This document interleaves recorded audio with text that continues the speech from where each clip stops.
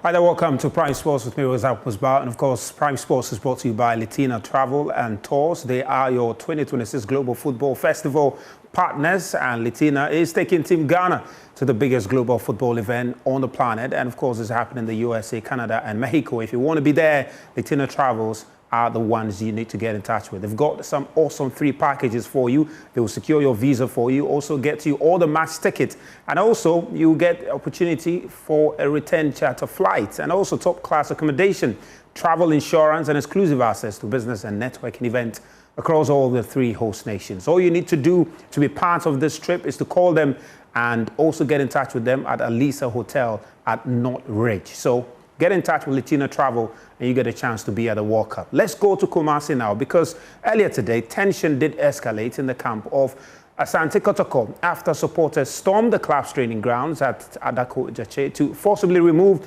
interim coach Prince Yao Osu from his post.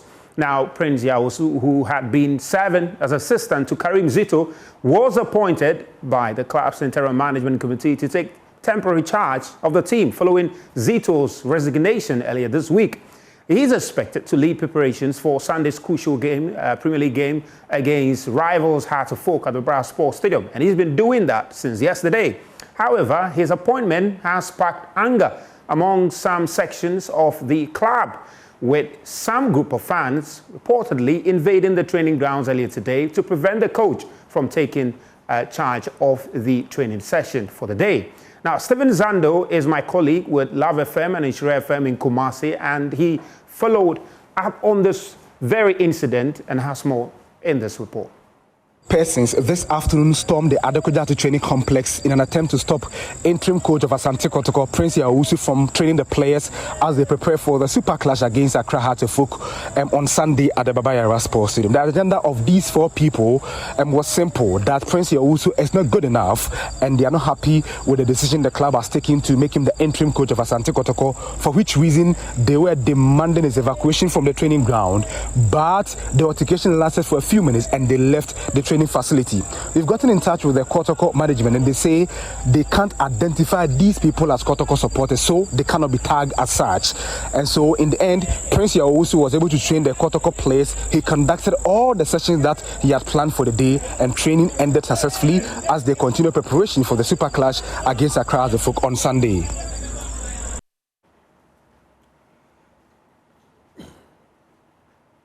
Well, that's my colleague Stephen Zando on that very unfortunate incident there. But Mr. Solomon Ofosi-Ware is the National Supporters Chairman, and he has condemned the action by this group of fans and urged calm among all the fans ahead of that big game against Accra Heart of Folk. We'll speak to him very shortly on the phone as we try to establish connection with him. But now, former head coach of the club, Prosper Nate Ogum, has also opened up on the reasons for his departure from the club about a year ago. Now, speaking exclusively to Joy Sports, the current under-20 men's coach cited the lack of mutual respect at the club as a major challenge to his work.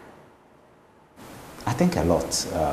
One, I think discipline was a key factor. The caliber of players I've met too. I met the likes of Budasiru, Ganiu, Christopher Neti, Mbella, Infegi, Stephen Amankuna, Richmond Lamptey, Patrick Asma. These were, I mean, very good players. So all that I needed to do was to have my training content and my training structure in place.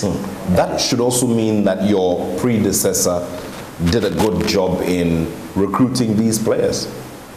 Actually, I was also, yes, but then I also recruited some of these players. I mean, Richmond Lamptey came in when I was coming in, Bella, in Figi, all of them came in when I was coming in.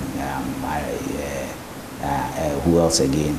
A lot of these young guys. So he did a good job, and then we when I say we, I mean my technical staff, we also try to also bring in other players, which also actually help in making sure that the team became a unit.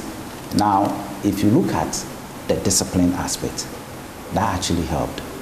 And I want to use this opportunity to commend the captain of that time, Ganiu. He was so disciplined to the extent that whatever message you carried across, he was the first person to exemplify it, to show it for everybody to see. We had some challenges though, but then I made them understand that this is Asante Kotoko. If you play a league and you play second, you've not done anything. Because the number of times they have been second, uncountable. Yeah. Or that you can be remembered for as being a former player or a former coach of Asante Kotoko is winning a league. And we have the opportunity to do that. So let's all come together and work as a unit and make sure that on the field and off the field, we adhere to simple rules and regulations. So I set up a lot of rules and regulations for them. Basically, it's about code of conduct, job ethics, basic things that they need to follow to make sure that they stay in lane on the field and off the field. And I think Ganiu played a key role in making sure that this message got deep down into the minds of these players. Now, let's get back to the national supporters chairman of the club, Mr. Solomon Ofosu-Ware, because he's been reacting to that unfortunate incident earlier today at the training ground of Kumasi Asante Kotoko, where some fans went to stop the interim coach, Prince Yao Owusu, from performing his duties. Well, Mr. Solomon, thank you very much for joining us this evening. First of all, what's your initial reaction to the unfortunate incident that happened earlier today?